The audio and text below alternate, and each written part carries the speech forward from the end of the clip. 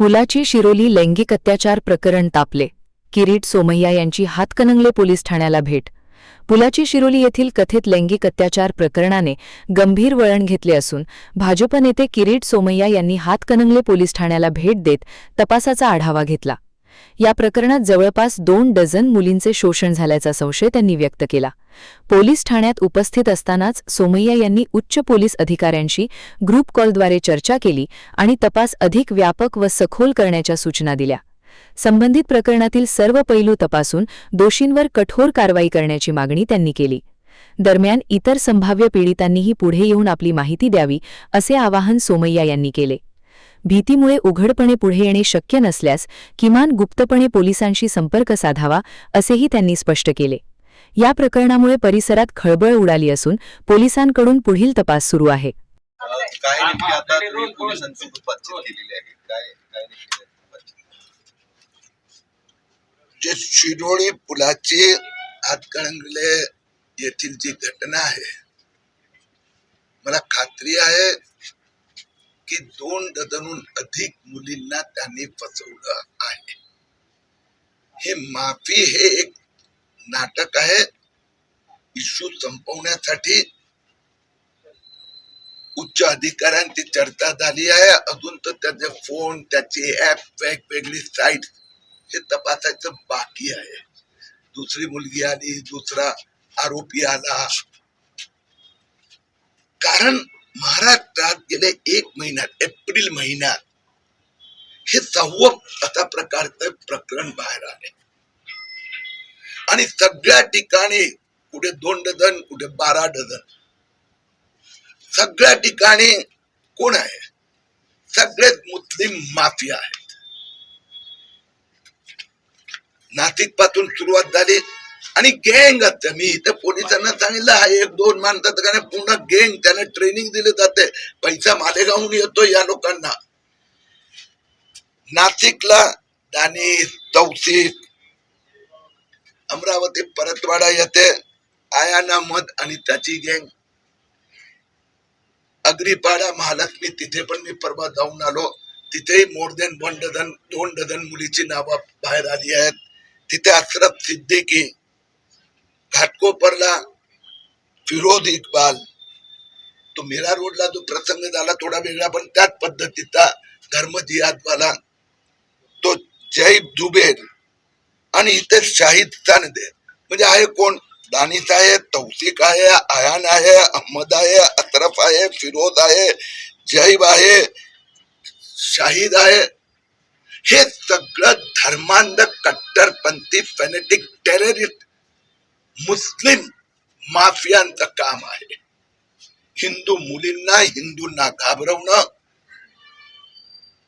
आणि त्यासाठी मी माननीय मुख्यमंत्री कार्यालयात पण विनंती केली आहे. SIT सगळ्या ठिकाणी होत आहेत, पण या सगळ्यांचं सामूहिक अध्ययन झालं पाहिजे.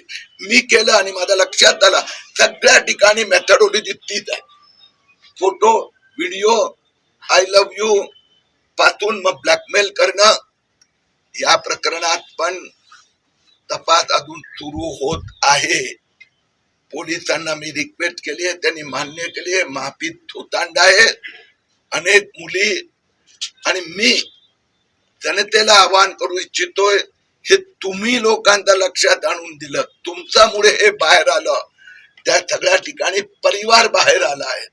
तर बाकी लोकांनी पण आपल्या मुलींसोबत अशा प्रकारचे षडयंत्र तिथे शिकार होत असेल, माहिती द्यावी.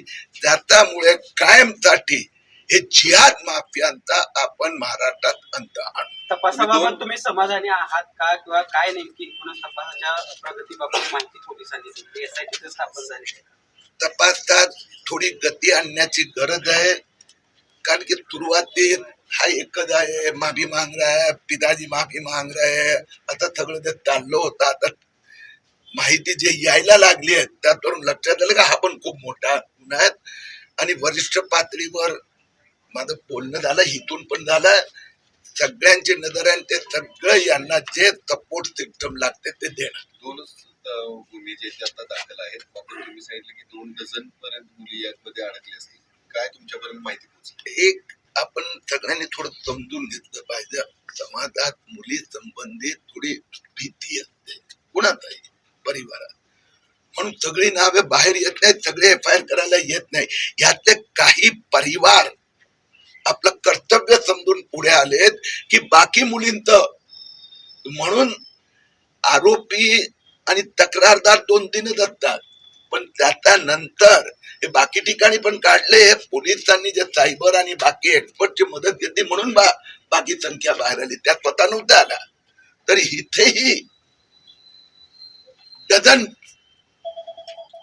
मुलींची यांनी छेडछाड केली आहे. आपण प्रॅक्टिकली कामावरती खूप विश्वास असतो, त्या पद्धतीने आपलं कामकाज सुरू असतं. हे हिंदुत्ववादी प्रॅक्टिकली कामावरती आपला भर असतो. खरं तर हिंदुत्ववादी सरकार असताना हे अशा पद्धतीने घडूच कसं शकतं, यामध्ये फेल्युअर कुठे आहे? हे लोकांनी तर समोर येऊन तक्रारी केल्या पाहिजेत, समाजामध्ये तर हे होताच कामा नये, पण हे घडतंय तर याला जबाबदार कोण? ही चिंतेची बाब आहे की एवढं आत घुसलाय. आम्ही गेली अनेक वर्ष हा विषय मांडतोय, पण ते सिस्टमला पटत नव्हतं. मग अधिकारी असो, मीडिया असो की पॉलिटिशियन असो. आता एका महिन्यात 6 प्रकरण, 6ची मी सगळे 6 एकत्रित करून समाजासमोर ठेवले. त्यावेळी आता समाजाला पटायला लागलं हे तर आक्रमण आहे. मी गेले 1.5 वर्ष बांगलादेशी जन्म प्रमाणपत्राचा घोटाळा काढतोय, तर मला असेच प्रश्न विचारले जातात ना, वाया पत्रकार, पॉलिटिशियन, हे बांगलादेशी आहे, त्याचा प्रूफ काय? मी म्हणाले नंतर बघ रे, तो हिंदुस्थानी आहे, त्याचा प्रूफ माग ना, ते नाही आहे ना त्याच्याकडे. मग तो बांगलादेशी आहे, पाकिस्तान, ह्या सगळ्यांमध्ये मुस्लिम माफिया आहेत. आणि हळूहळू वातावरण चांगलं झालं. वातावरण देवेंद्र फडणवीस सरकारने हे केलं की त्यांना थोडी माहिती मिळाली की ते खोलपर्यंत जातात. सगळ्या ठिकाणी SIT म्हणजे 10-12 त्याला सगळं सपोर्ट दिला जातो. म्हणून लोकांचा आत्मविश्वासामुळे आता हे कायमसाठी हे मुस्लिम माफियांचा जो जिहादी वृत्ती संपला. तुम्ही खरं सांगितलं की जी 2 डझन सांगितलं, यामध्ये खास फॉरेन्सिक लॅबमध्ये देखील काही मोबाईल पाठवण्यात आले, त्यांच्याकडून काही विशिष्ट असे आणखी नावं आले असं सांगितलं का खूप पोलिसांनी? आपल्याकडचे पत्रकार किंवा ऍक्टिव्हिस्ट खूप जागृत आहेत, जबाबदार आहेत. तपासाचं जर बाहेर सांगायला लागलो तर तो तपास पुढे जाणार नाही, परत परिवार भ्यायला लागणार. म्हणून जेवढं सांगायचं ते तेवढं ते मला सांगतात. मी त्यांना मदत देतो, गाईडलाईन देतो, आयडिया देतो. आणि बाहेर पण आम्ही तेवढंच सांगू शकतो की बाकी परिवाराने गपचूप येऊन माहिती पाठवावी, डायरेक्ट पाठवावी. त्यामुळे पूर्ण महाराष्ट्रात हा जो राक्षस, जिहादी राक्षस पैदा झालाय त्याला साहेब तुम्ही म्हणला की या प्रकरणात पूर्णपणे मोडस आहे, मग याच्या रूट पर्यंत जाणं गरजेचं वाटत नाही? मी तुम्हाला एक गोष्ट निश्चित सांगतो, सगळ्या टॉप अथॉरिटीचे लक्ष आहेत, सगळे मिळून काम करतायत. आणि ज्यावेळी अंत होणार त्यावेळी जे सगळे आकडे बाहेर येणार ना, त्यावेळी एक समाधान वाटणार. तुम्ही आपल्याला आठवत नसेल, विधानसभा निवडणुकीचा वेळेला मी वोट जिहाद फंडिंग घोटाळा काढला होता. आपण सगळे काय बातम्या द्यायचो, इथे या मुस्लिम समुदाय, ह्या उलेमाचं झालं, ह्या मौलवी आले, त्याच्याकडे पैसा कुठून येतोय? मी शोधून काढलं नाही. 118 कोटी रुपये त्या मालेगावचा सिराज मोहम्मदचा बेनामी अकाउंट मध्ये आले आणि त्यातनं 114 कोटी विधानसभेच्या दरम्यान वापरण्यात आले. त्याचा शेवटी इथपर्यंत ईडी पोचली की 2200 कोटी रुपये आले, 1100 कोटी दुबईला गेले. 379 करोड असा प्रकारचा म्हणजे जन्म प्रमाणपत्र बांगलादेशींना सांभाळणं यासाठी खर्च करण्यात आलाय. म्हणून आणि ते देवेंद्र फडणवीस सरकारमुळे हे सगळं बाहेर आलं. हे पण आम्ही आता लवकर. शेवटचा प्रश्न, ही सगळी जी मुलींना आपल्या प्रेमाच्या जाळ्यात ओढतात, ते खरं तर पैशाचा आम्ही दाखवून आपण किती श्रीमंत आहे हे दाखवून त्यांना खरं तर प्रेमाच्या जाळ्यात ओढतात. तर त्या मुलांच्याकडे मग पैसे येतात, इतके कुठून येतात? कारण तो एक तपास सुरू आहे की इतके पैसे घरातून मिळाले की अन्य कुठून पैसे आलिशान हॉटेलमध्ये वगैरे असेल. साहेब ह्याला जोडूनच घेतो प्रश्न, शेवटचा प्रश्न याला जोडूनच घेतो की ही सगळी आता SIT स्थापन झाले, अनेक वरिष्ठ अधिकारी याचा तपास करतात, तर SIT वरती तुम्हाला विश्वास आहे का? एक तपास व्यवस्थित करतील? कारण एकूण सगळ्या आत्ताच्या ज्या घडामोडी पाहिल्या तर तपास होईल तुला असं वाटतंय का दोन्ही प्रश्न याचा तुमचा प्रश्नाचं उत्तर आहे.